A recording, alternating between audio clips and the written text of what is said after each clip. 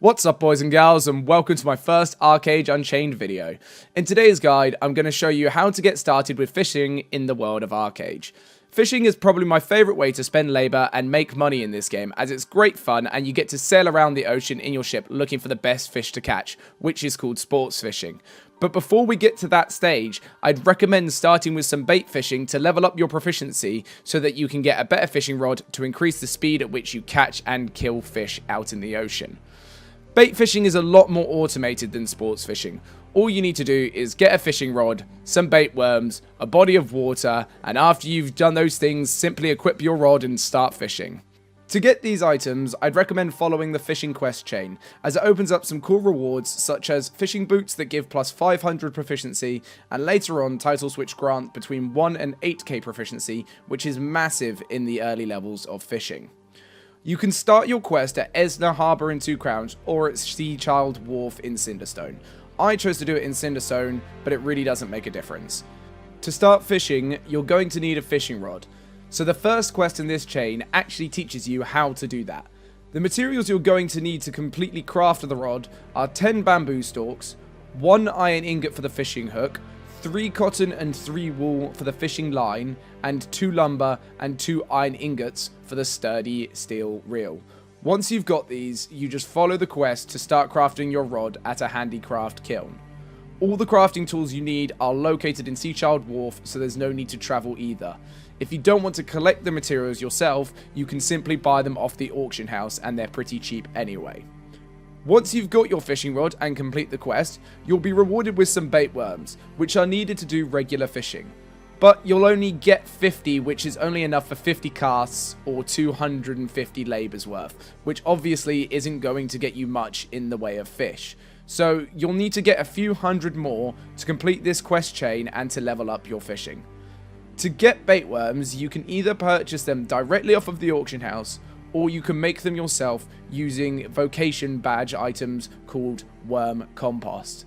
This can be purchased for 80 vocation badges each, and each one of them will net you around 25 bait worms. They take 3 hours to grow, and you can fit 4 of them on an 8x8 farm. Once you've got a few hundred bait worm, it's time to continue with the quest. It's worth mentioning that you don't actually need to catch these fish, so you can just buy them off of the auction house if you don't want to travel around the world, but obviously then you'll miss out on actually leveling up your fishing. The first quest is to catch 2 snappers and 2 sea bass. These are saltwater fish which can be caught right by the quest giver at Sea Child Wharf. To begin auto fishing, simply right click on the fishing button once your rod is equipped and click on the water, and then it's just a case of waiting for these fish to be caught. It can take a little while because these are rare fish, but they will eventually come up, don't worry. The next quest is to catch 20 rice fish and rainbow trout. You can catch rice fish in any temperate climate, which can be seen on the bottom right of each zone in the map. So I did mine in Anamar, as this is where my farm is.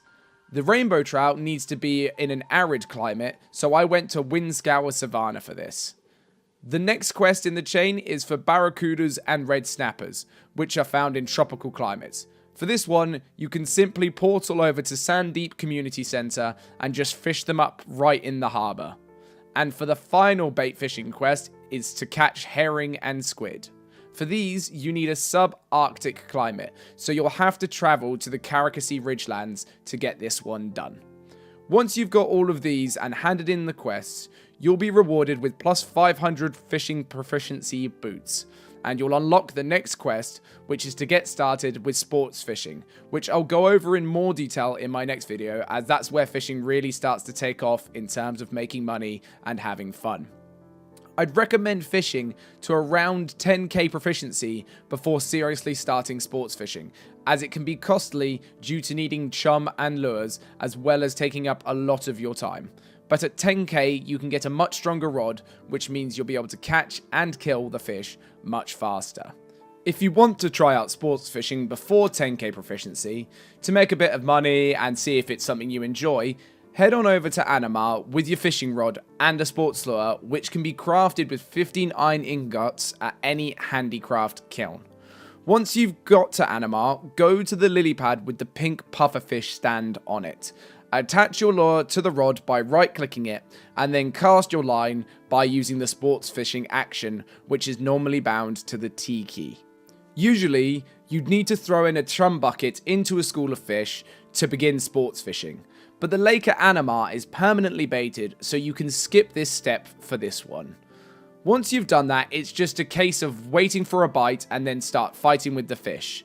You'll need to hit the actions on your fishing action bar as they light up in order to deal damage to the fish until it's dead. Once you kill it, you can pick it up like a trade pack and carry it to the pink pufferfish stand to sell it for anywhere between 2 to 5 gold per fish. Each fish or hand-in will cost you 120 labour combined, so be aware that this will burn through your labour very fast and it's not the most efficient way to spend it in the early game. And that's basically it, boys and girls, for the intro to fishing. Obviously, once you get your profession high enough, you can go out into the sea and do some real sports fishing, which I will cover at a later date in a new video, where I'll teach you about the fishing boat that you can get in the game, different schools of fish you can get in the sea, and roughly what their values are and how much you can expect from doing this. I hope that you found this video useful, guys. If you had, if you could leave a like and a comment, that'd be fantastic. And until next time, guys, take it easy and peace out.